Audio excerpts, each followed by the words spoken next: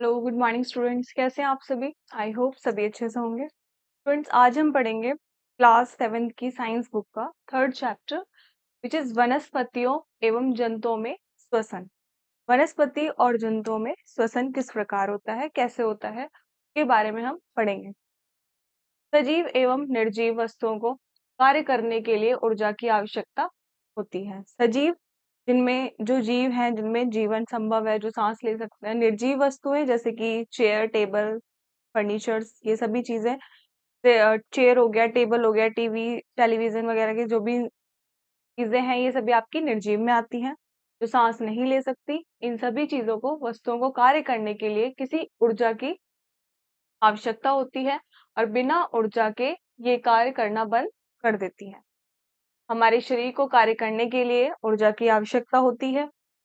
हमें भोजन से ऊर्जा प्राप्त होती है, और आहार के रूप में लिया हुआ भोजन पाचन क्रिया में छोटे कणों में विघटित हो जाता है, और यह पचा भोजन आंतों द्वारा अवशोषित होकर रक्त के बहाव के साथ शरीर के विभिन्न अंगों तक पहुंचता है, और भोजन में निहित ऊर्जा को खाद्य पदार्थों के ऑक्सीकरण द्वारा प्राप्त किया जाता है।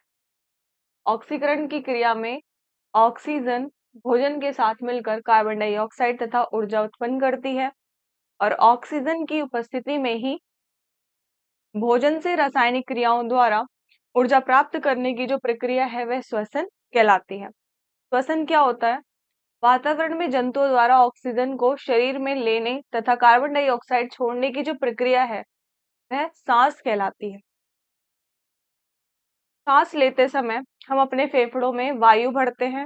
फेफड़ों में अनेक छोटी रक्त नलियां होती हैं, और वायु में उपस्थित ऑक्सीजन इन नलियों से रक्त में आ जाती है तथा रक्त प्रवाह द्वारा शरीर के विभिन्न अंगों तक पहुंचती है।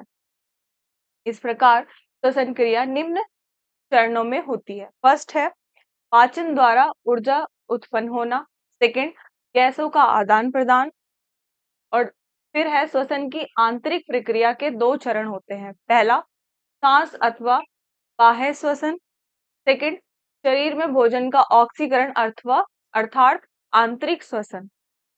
बाह्य श्वसन क्या होता है? इस प्रक्रिया में वायु को सांस से लेते तथा सांस द्वारा ही छोड़ते हैं, और सांस लेते समय फेफड़ों द्वारा ऑक्सीजन अवशोषित हो जाती है तथा सांस छोड़ते समय जो फेफड़ों द्वारा जो कार्बन डाइऑक्साइड है वह बाहर निकाल दी जाती है। और आंतरिक श्वसन, इस प्रक्रिया में कोशिकाओं द्वारा गैसों का आदान प्रदान होता है। ऑक्सीजन अवशोषित होकर कार्बन डाइऑक्साइड जल तथा ऊर्जा उत्पन्न होती है, और इस प्रक्रिया को निम्नलिखित अभिक्रिया द्वारा दर्शाया गया है, जैसे कि C6H12O6 ग्लूकोज का फॉर्मूला होता है, प्लस ऑक्सीजन O2, उसके हमने 6 मॉलिक्यूल्स लिए।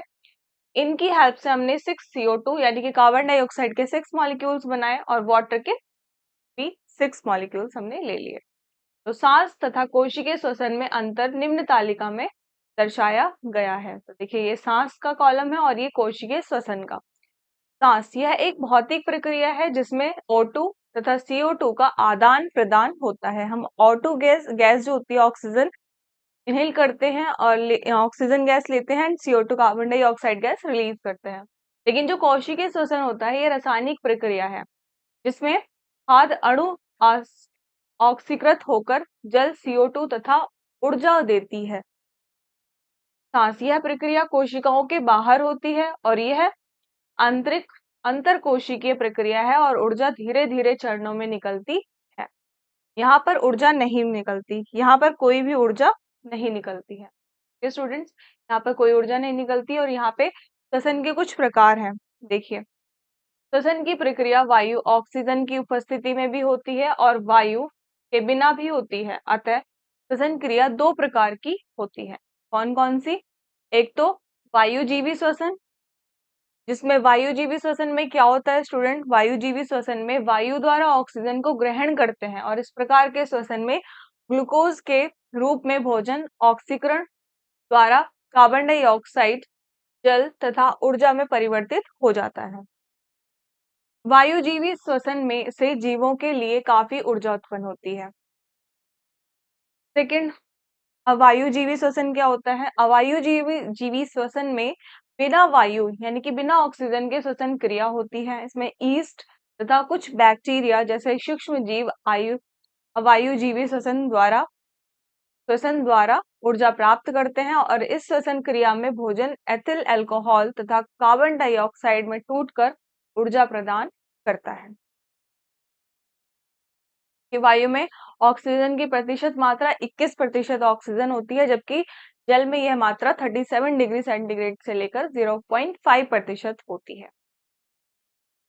अब है आपका वायुजीवी एवं अवायुजीवी श्वसन में अंतर। वायुजीवी श्वसन क्या होता है?